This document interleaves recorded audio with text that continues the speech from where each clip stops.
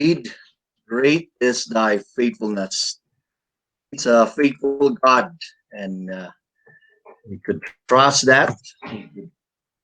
We could attest to that, and we could expect more of His faithfulness because He is faithful, and His faithfulness will not be affected or dependent upon uh, whatever things in this world, but He is a sovereign and wonderful God. Okay, praise God for this time that we are here together, and we will continue with our study in the book of Genesis. We are in the last two chapters of this book, and we are in chapter 49. Okay, and this chapter speaks about what we call the Jacob's sons. He blessed them in chapter 49, as you can see here in the first verse. It says, Jacob called together all his sons. He is old at this time. He went into Egypt around 130 years old, and he spent 17 more years in Egypt. And during this time, I think he feels and he knows that this is uh, the last straw of his life. He might have his last breath. Uh, that's something typical to those people who knows that their time is coming. Maybe God will give us the discernment that our time is coming. Even Paul in his letter to in his epistles that he knows his time is coming. So Jacob now he knows his time is coming. So he gathered all his family, and he gathered his children, and he said, "Gather around me, and I will tell you what will happen to each of you in the days to come." So it is not only a time where he will give his will, he will give his farewell words, but also he is telling them of what will happen uh, in the days to come. It's like it prophetical, a prophetical. So he said, "You sons of Jacob, listen to Israel." So you are my son. Listen to the chosen of God to be a prince, a ruler, Israel, and this Israel is your father. And we could see here the different sons in order and according to their mother. Okay, the first sons that was mentioned here are the sons of Leah. Okay, the sons of Leah.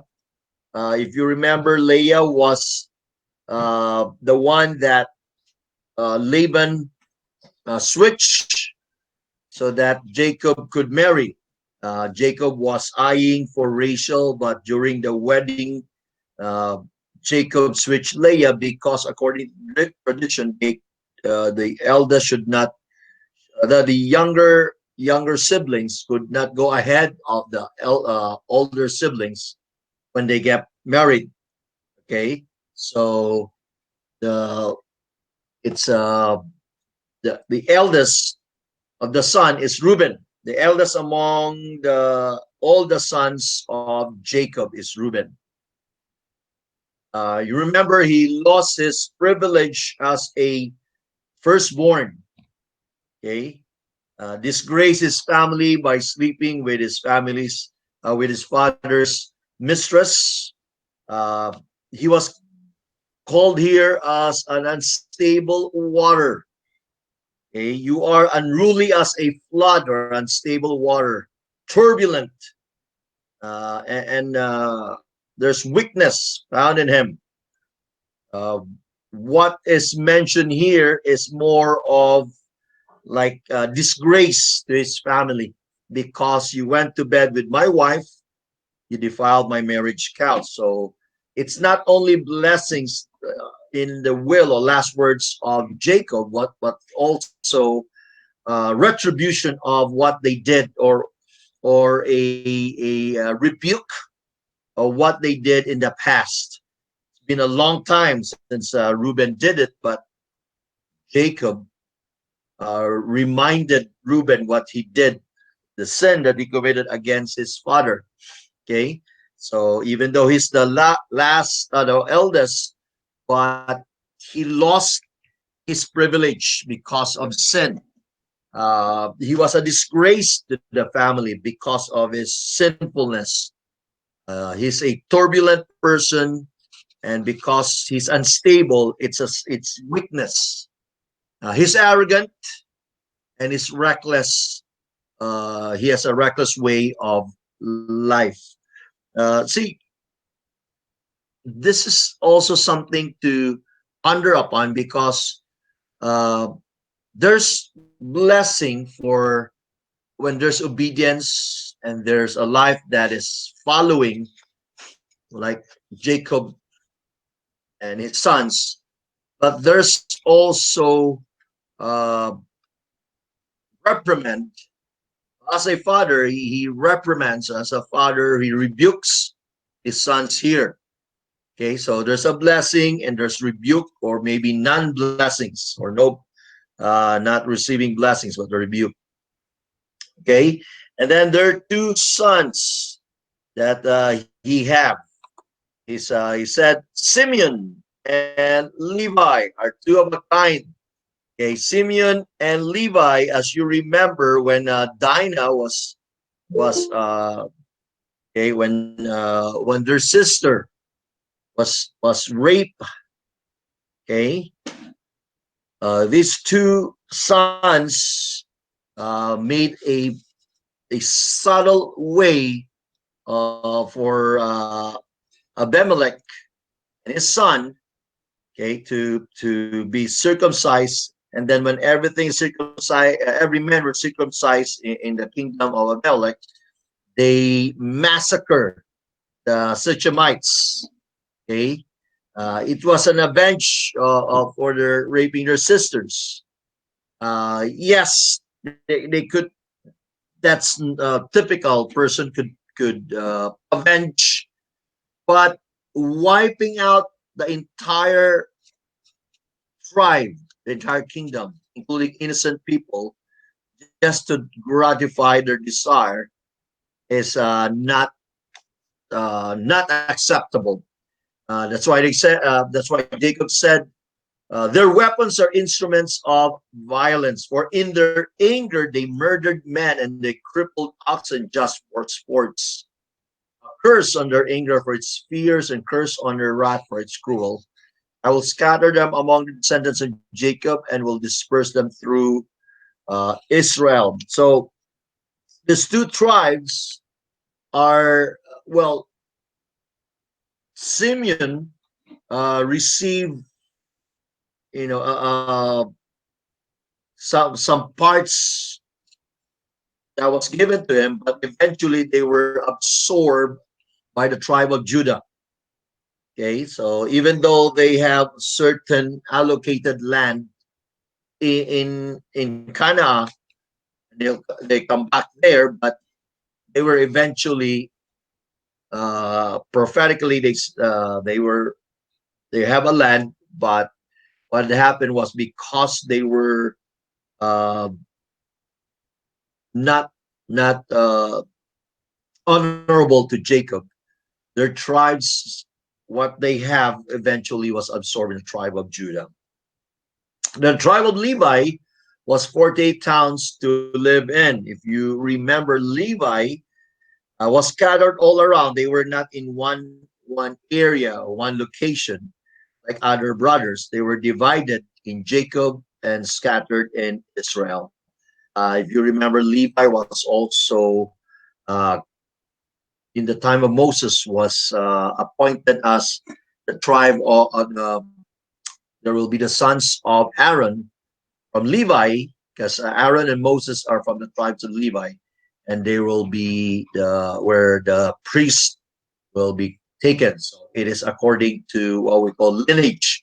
So no one could be a priest other than from the tribe of Levi. Okay, so not kings, not prophets could be priests unless they are tribe of Levi. Okay, so even Samuel is not a from the tribe of Levi, so he wasn't a priest, but he was a prophet. He was a judge. Okay, only the tribe of Levi. So they were scattered all around uh, Israel. That I will scatter them among the descendants of Jacob. I will disperse them throughout Israel. And indeed, they were scattered as they settled when they went back to Canaan, to Israel. They were scattered around. Another sons of Leah is Judah, the eldest son. Now, um, he was the one who was maybe he was instigating that they should sell their brothers. They would they conspire against their brother Joseph.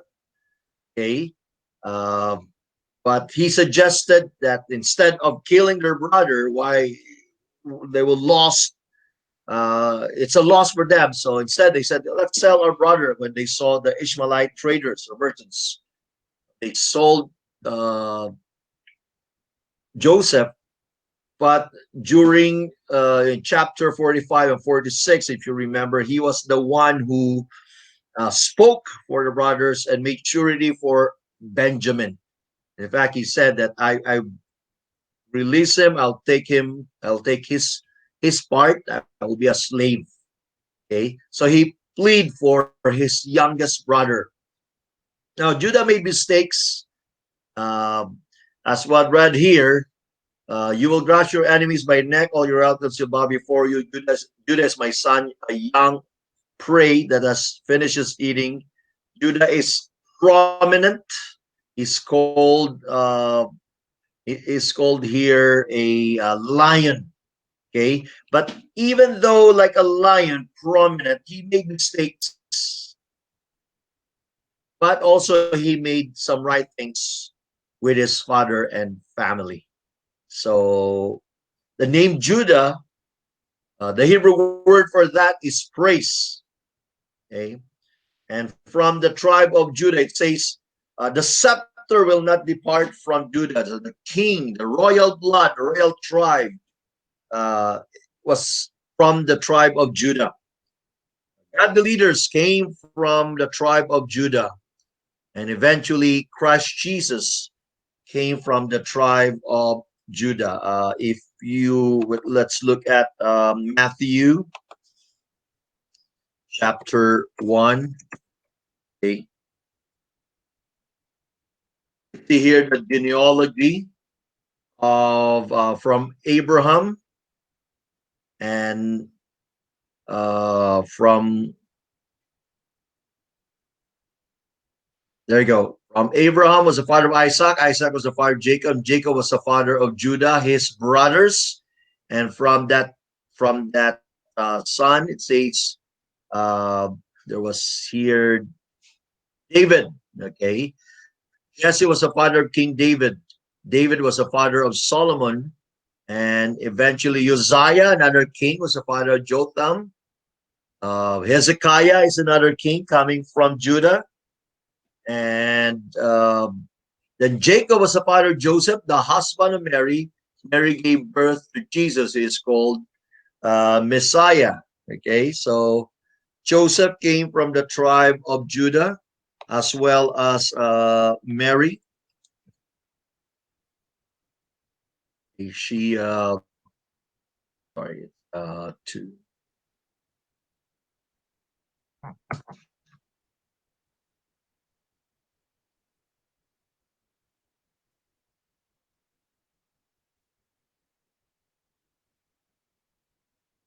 see. Uh,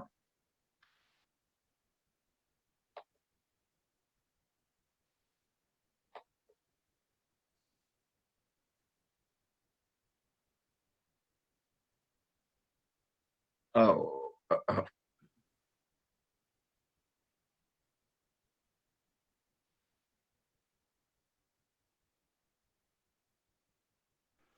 Pastor. Yes. Joseph's husband of Mary, his father is named Jacob also. Yes. So they are from, nawawala ako.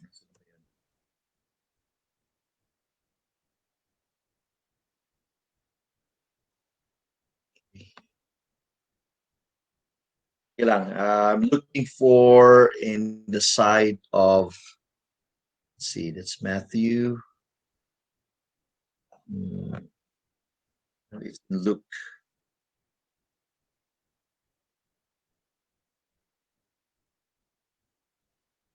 Hinahanap yung genealogy ni Mary. Anyway, let's go back to, so let's not waste time. But both genealogy, Mary and Joseph, came from the tribe of Judah. Okay. So even Mary came from the tribe of Judah, and Joseph came from the tribe of Judah. So when they have that census, they have to go back to the place of Judah, Bethlehem. It is where part of the kingdom of Judah or the tribe of Judah, Bethlehem, Jerusalem, are all part of the place or the tribe of Judah.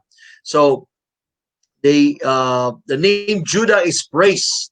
So the word Jew, Jew means Judah is praised. Okay, God is praised. Jew. So most of these Jewish people came from the tribe of Judah. Okay, from the tribe of Judah. So when the nation of Israel after King Solomon, it was divided. Uh, one tribe that remained faithful to the Davidic kingdom was Judah. There are two tribes, Judah and Benjamin. And Judah remained faithful to the Davidic line since it came from them. The rest, the northern kingdom, mostly are from the north. Okay, from the south are Judah and Benjamin. North are mostly the other tribes. Okay, they rebelled against God. They made another nation called the Northern Kingdom. Southern Kingdom is again Judah was there. So Judah is pictured among royal blooded. Picture that they have the scepter. Scepter means ruling. In the Old Testament, in the old time, kings sit down on donkey. It was now horses or chariots. It was later on that chariots and horses were but in the time of the old time, donkeys, the colt of his donkey to a choice vine. So it's only for the choice vine, only for that royal blooded, the stock from that stock. He washes his clothes in wine, his robes of blood of grapes, his eyes are darker than wine, his teeth are whiter than milk. So it pictures about a life that is uh, in royal, noble kind of life. Okay, because they came from a royal tribe. So that's one of the sons of Leah. Okay, another son of Leah is Zebulun. So we have Judah, we have Zebulun. Okay, Zebulun was assigned to a place near the sea in the Mediterranean coast. They, according to Jacob, said Zebulun will settle by the seashore and will be harbor for ships. So they became merchants. So they transport goods that is profitable for people. They receive the goods from sea merchants and deliver the goods to those who live in the mainland or those who live in other lands. His border will be Sidon, which is northern part. Located, their hub routes that carried merchandise to the coast of Sea of Galilee and to Damascus. It says Zebulun are brave people whose warriors are excellent in their reputations. They are considered good soldiers. Some of their tribesmen who are brave were under David in his time. Two judges we know is who Deborah and Barak praised the men of Zebulun because in the time that they were attacked, they defended. Okay, they defended their land and fight against Sisera, a Philistine who attacked Israel that time when there was no leader of Israel, only judges. Okay, so that's Zebulun. Uh, Ezekar is another son of Leah, and he is situated in Jezreel Valley, more in the uh, near the mountains, and it's fertile. Okay, one other famous judge in Judges is Tula, who became a judge who came from them. They fought against Sisera. A lot of David's soldiers also came from this tribe because they know times, they could discern, and they could sense. They know situations, and they know what to do. They are good tacticians. Okay, this kind of this men of from the tribe of Issachar. Okay, uh, the image here pointed here is that it's a sturdy donkey. So when you say donkey, it carries saddle, it carries good. So it means good laborer, right? They're not afraid for burdens. They see land and and they work on the land. So they're not they're not new to hard labor. They've been working. They're good in agriculture. So these kind of people are good in hard working. They devote their lives in agriculture and soil. So and they're contented with their land. Whatever they were given to them, they till it, they toil it, they plant it, they harvest, and that's where this kind of people, according to Jacob, this will be your tribe. This will be the kind of people from the tribe of Issachar, and you will live in that fertile land. So there's also a portion. Okay, there's already locations that were given to them. Okay, uh, then we have the sons of Bilhah. Okay, the sons of Bilhah, which starts with Dan. Says Dan will govern his people like any other tribe in Israel. Means it's a judge. So a lot of judges coming from Dan. One of them is Samson. Okay, remember Samson is also from Dan. Okay, now they live in near the Mediterranean Sea, near the Philistines. They moved north and conquered the people Laish. Uh, but the thing here is that Dan is pictured like a snake, a serpent. So Jacob is telling here what kind of character, attitude that the tribe of Dan will be. They will be like snakes, poisonous viper along the paths that bites the horse's hooves. This rider's thrown away. So they could be subtle, crafty. They could do sudden attacks, okay, surprise attacks on their enemies. They could do that. And Jacob prayed here, I trust in you for salvation, O Lord. So Jacob entrusting the people of Dan to the Lord because he's afraid that this tribe will not be God honoring. In fact, they were considered as idolatrous. Okay, they were the ones who encouraged King Jeroboam to make idolatrous golden calves, and it was in their land.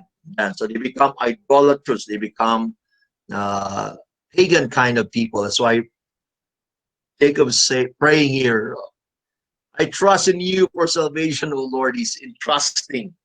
There's maybe he's seeing in this in his son here and the tribe of his son that these people will be beyond for him to encourage to be remain faithful to the Lord. If you have several sons or several children, maybe you see different attitudes, and you see one child who will be remain rebellious and will not be faithful to the Lord, or will not. So we cannot do anything. We could not discipline them. We could not talk them out of their of their stubbornness. Okay, obstinate character. So just Jacob is just trusting God for his son, for this tribe. Okay, Jacob is communing with God for in behalf of his son. He's asking God salvation. It's the word Joshua. Okay, Joshua is salvation, and the Greek word for Joshua is Jesus. Okay, Jeshua or Yeshua. The Greek word of that is Jesus. So this is one of the son that Jacob fear they will be idolatrous or will not be pleasing to the Lord. Now, Bilhah is one of the maiden, okay, that Jacob had sons. Another son here was Naphtali. So it's northern part, near Sea of Galilee. They are part of what we call the Galilee of the Gentiles. If you remember, in Isaiah chapter 9, it was mentioned here by the prophet